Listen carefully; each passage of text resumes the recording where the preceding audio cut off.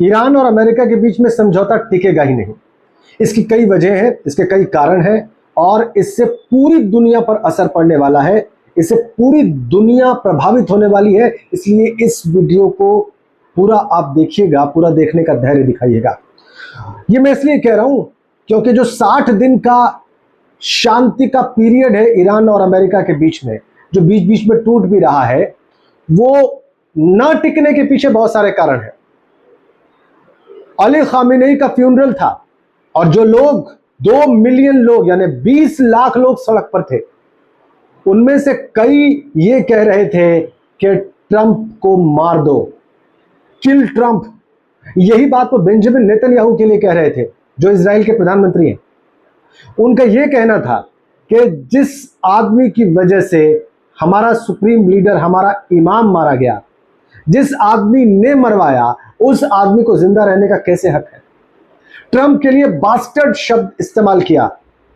उन्होंने कहा कि बास्टर्ड ट्रंप को जिंदा रहने का कोई हक नहीं है। ये वो लोग थे जो गुस्से में थे और ये वो लोग थे जो क्रोध में अमेरिका और इजराइल के खिलाफ नारे लगा रहे थे।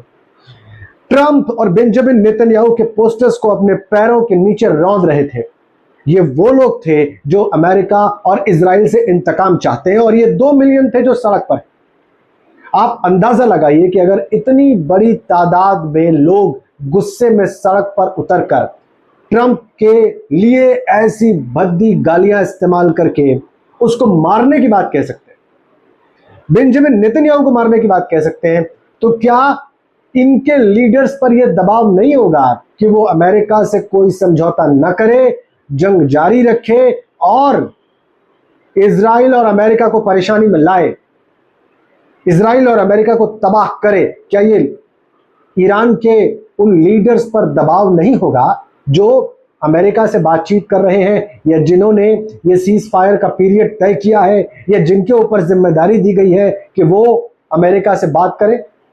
बहुत होगा दबाव, बहुत प्रेशर होगा और इस प्रेशर में, इस दबाव में, इस गुस्से को भांपने के बाद या इस गुस्से को महसूस करने के बाद अमेरिका से कोई भी डील हो जाना, अमेरिका से कोई भी समझौता हो जाना और उस शांति समझौते का टिक जाना लगभग नामुमकिन है, लगभग असंभव है, ऐसा मुझे लगता है। और इसीलिए मैं आपसे कह रहा हूं कि ये जो बातें, ये जो तस्वीरें आई हैं अंतिम यात्रा की और अंतिम संस्कार की अली खामेनी के, वो इस बात को पुख्ता कर रही हैं, इस बात को मजबूत कर रही हैं कि शांति समझौता जो हुआ है या शांति समझौते की जो बात चल रही है वो शायद ही हो पाए, वो शायद ही टिक पाए। और चाहे ट्रंप कितनी धमकियां दे ले, असल में ईरान की पब्लिक का एक बड़ा हिस्सा अमेरिका से शांति की किसी भी कोशिश का विरोध करेगा, उसकी मुखालफत करेगा।